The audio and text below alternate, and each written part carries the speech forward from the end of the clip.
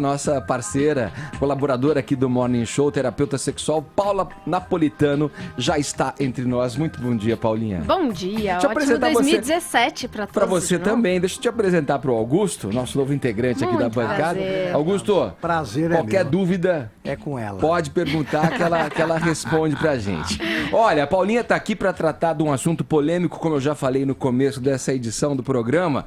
A gente se habituou com essa história aí de que, por natureza, o homem é sem vergonha, é promíscuo, e a mulher, né, por outro lado, é recatada, talhada, né? Ela recatada pra do lar, ser monogâmica, né? tal, aquelas histórias lá. Ô Paula, estudiosos estão desmontando essa tese aí, eu quero saber a que conclusões a ciência chega nesse sentido. Esse é um assunto bem delicado, né? Porque a gente ouve muito no dia a dia as pessoas falando, não, mas é que o homem precisa de sexo, o homem trai mais porque ele precisa, a mulher não precisa. E a gente já vem há muitos anos já estudando se isso é verdade, se não é verdade.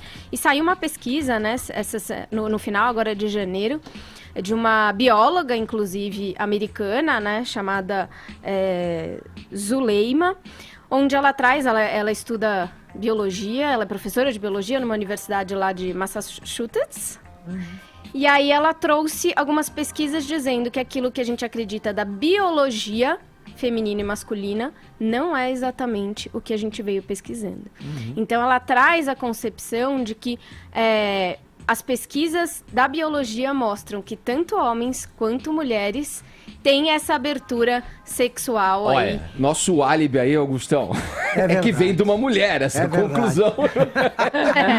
Porque você já imaginou se fosse um cabra, um biólogo lá, né, concluindo isso? Eita, a gente estaria mais perdido ainda.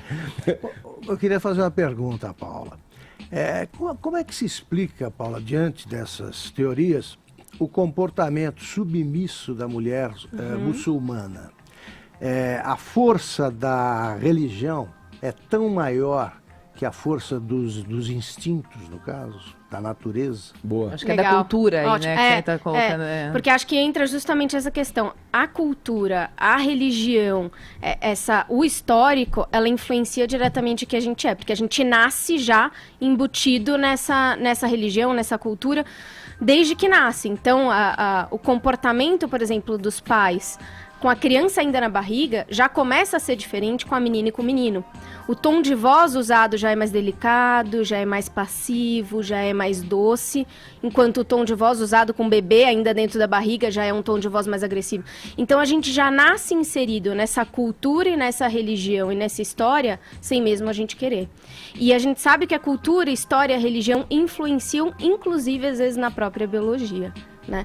Então, é uma força muito grande e que aí a pessoa, mesmo que tente, tão pequenininha ali, coloca a mão ali no pintinho, o menino, ele vai ser valorizado. E essa menina vai ser escrachada, ou vai ser tira a mão, ou alguma coisa delicada, mas tira a mão, não pode. E a gente vai se formando a partir daí, né?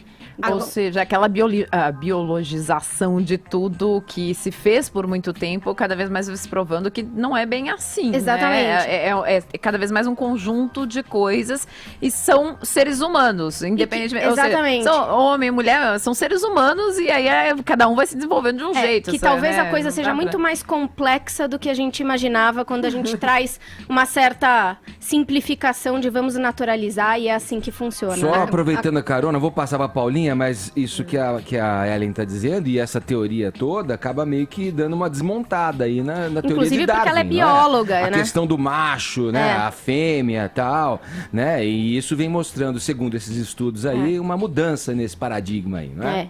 Agora, Paulinha, tudo bem, a gente não tem o que fazer, então desde o útero tá lá, se você é menina, fala de um jeito, menino, nasce, a criação, a sociedade, é difícil você se desvencilhar de tudo isso pra estar aí livre, sexualmente livre, ativo, fazendo o que você imaginar. E você percebe que você tem esses bloqueios.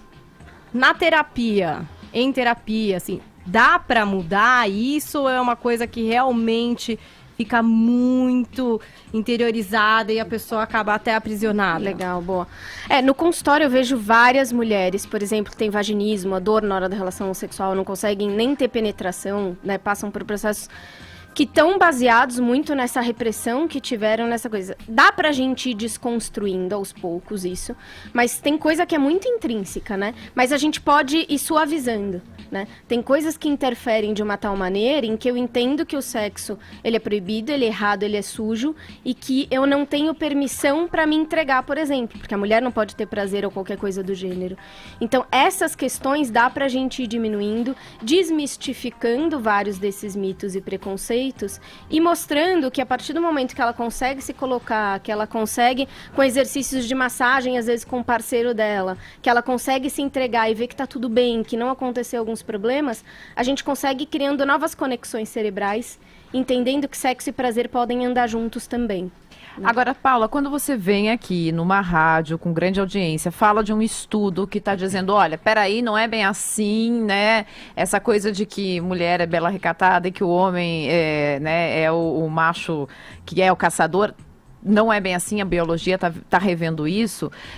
A gente começa também a divulgar mudanças de padrões. E a gente começa a questionar.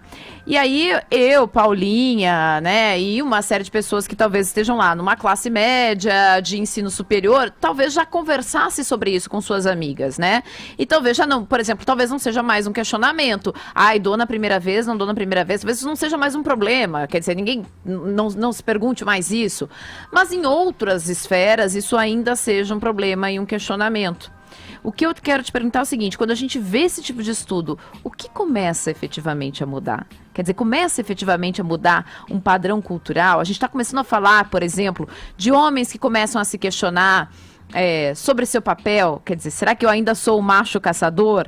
E mulheres que começam a se questionar, eu devo tomar atitude, eu não devo tomar atitude? O que a gente está falando aqui de mudança de comportamento efetivamente? Sim, a gente começa a ver essa mudança, inclusive homens que se encontram perdidos nisso tudo, né? Então vem até no consultório e fala, não sei mais o que eu faço. Se eu chego, se eu não chego, se eu espero, se eu não espero, se eu avanço, se eu não...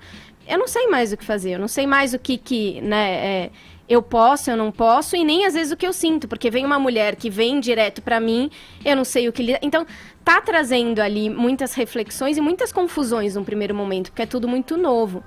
Mas, ao mesmo tempo, a gente vê ainda muito arraigado, principalmente nas emoções. Na fala, a gente até tem um comportamento muito diferente.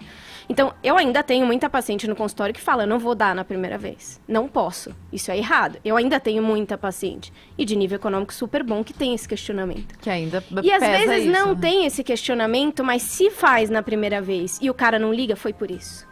Não é porque não foi legal, ou porque tava bom, ou porque não quis, simplesmente. Foi por isso. Ô, Paula, tem uma personalidade aqui que quer te fazer uma pergunta Ih, meu também. Deus. Eu gostaria até de parabenizar a Paula pela coragem de falar desse assunto.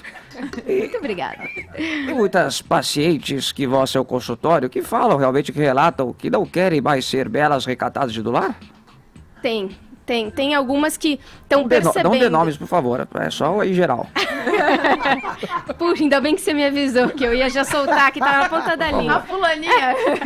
Mas tem sim várias mulheres que estão percebendo que o fato delas não terem ficado com algumas pessoas, terem se reprimido, não terem saído, não terem tido experiência sexual, elas estão percebendo que isso não está sendo muito positivo para a vida delas, porque elas perderam muitas oportunidades. Perderam, às vezes, parceiros porque elas entendiam que não podiam, que era complicado, ficaram 2, 3 meses já adultas, com 28 anos, se comportando como se tivessem 16 e perderam algumas oportunidades, né? Mas eu acho que é importante, entrando na parte da biologia, né? O que está se desconstruindo, né? Quais as novas pesquisas que estão sendo feitas? Basicamente, partia-se do pressuposto que os homens, como tinham milhões de espermatozoides e a mulher só tinha um óvulo por mês, que esses homens estariam propensos a copularem com um monte de mulheres, e essas mulheres seriam muito seletivas porque teriam apenas um óvulo por mês. O que está sendo desconstruído é justamente essa concepção, de que, na verdade, apesar dos homens terem muitos espermatozoides, são poucos espermatozoides que são bons. São poucos espermatozoides que conseguem, de fato, chegar a esse óvulo. Então, estão se pesquisando que, na verdade, esse óvulo seria muito bom. Seria uma qualidade muito boa e os espermatozoides, na verdade, teriam uma qualidade baixa. Então, que essa mulher não precisaria, de fato, Sei lá. tá selecionando só o parceiro, né? Então, e outra coisa, outra pesquisa aqui recente que eles estão trazendo. que o próprio volume de espermatozoides e de esperma também é diferente de acordo com a mulher que está do outro lado, com a faixa etária dessa mulher, com o interesse dessa mulher, com a estética dessa mulher. Ou seja, o próprio espermatozoide também é seletivo, a própria produção. Então, várias pesquisas recentes que estão quebrando um pouco essa concepção. Até de pássaros, por exemplo. Tinha uma espécie de pássaros cantantes que eles acreditavam que a maioria deles, as mulheres eram monogâmicas e os homens não, desses pássaros, né? Os homens não, mas os... E que hoje só 7% dessa espécie feminina é monogâmica, porque os estudos estavam enviesados. Porque eles estudavam só que os machos iam para várias mulheres. Mas eles achavam que essas mulheres iam por pressão desses machos. E eles estão vendo que as mulheres estão curtindo muito esses machos. Então é interessante porque o que esses estudiosos estão trazendo é a cultura influencia a pesquisa. Então, na época de Darwin e na época vitoriana, que se trazia essa concepção do homem, é o que vai, é o que luta, e a mulher é recatada, é a passiva, que inclusive todas as pesquisas que se faziam que levasse a alguma coisa diferente não eram aprovadas, não eram trazidas. Os questionamentos, as perguntas feitas nas pesquisas e nos estudos eram enviesados.